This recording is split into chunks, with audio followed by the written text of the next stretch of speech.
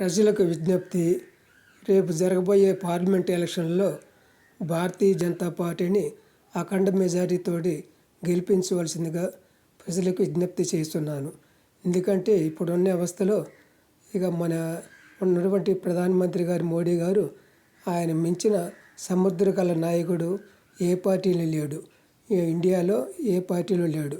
ఆయనే గట్టిగా నాయకుడు. ఎందుకంటే ఇప్పుడు ఉన్న అటువంటి పరిస్థితుల్లో ఆర్థిక మాంద్యం నుంచి ఆయన గట్టెక్కుతున్నాడు. అనేక దేశాల్లో ఆర్థిక మాంద్యం ఏర్పడి మల్లగుల్లాలు పడి చాలా దేశాల్లో ఆర్థిక సంక్షోభం ఏర్పడబడుతుంది. అటువంటి సంక్షోభాన్ని మనం ఎదుర్కొని మోడీ గారు ముందుకు వెళ్తున్నాడు. భారతదేశంలో అభివృద్ధికి ముందుకు వెళ్తున్నాడు చేయటానికి.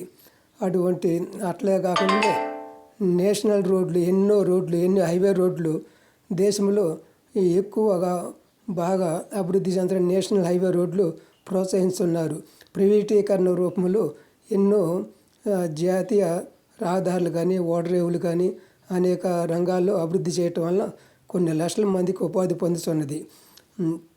అట్లాగనే ఇప్పుడు మోడీ గారు మళ్ళా మూడోసారి అధికారంలోకి వస్తే భారతదేశం చాలా అభివృద్ధి చెందటానికి అవకాశం ఉంది. ఇప్పుడున్న పార్టీలో కాంగ్రెస్ పార్టీ నాయకుడు రాహుల్ గాంధీ గారు మనం చూస్తూనే ఉన్నాము. అభివృద్ధి కంటే అనేక సంక్షేమ పథకాలే ఆయన ప్రోత్సహిస్తున్నాడు. మన జరిగిన కర్ణాటక తెలంగాణ ఎలక్షన్లో అన్ని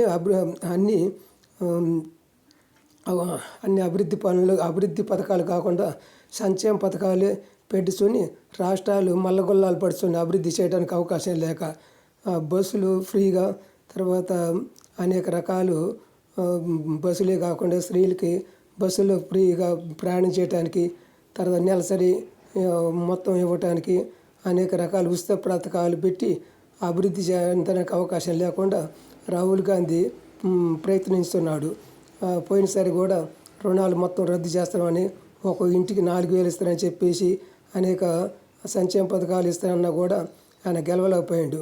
అదే మోడీ గారు సంక్షేమ పథకాలకి పెద్దపీట వేయకుండా కొన్ని ప్రజలకు కావాల్సిన పథకాలకే సంక్షేమం ఉపయోగిస్తూ మిగతా అభివృద్ధి కోసం అనేక బడ్జెట్లో విపరీతంగా భారతదేశం ముందు పోవడానికి ప్రయత్నిస్తున్నాడు. అట్లాగనే ఈ అవినీతి అంటే అన్ని పార్టీ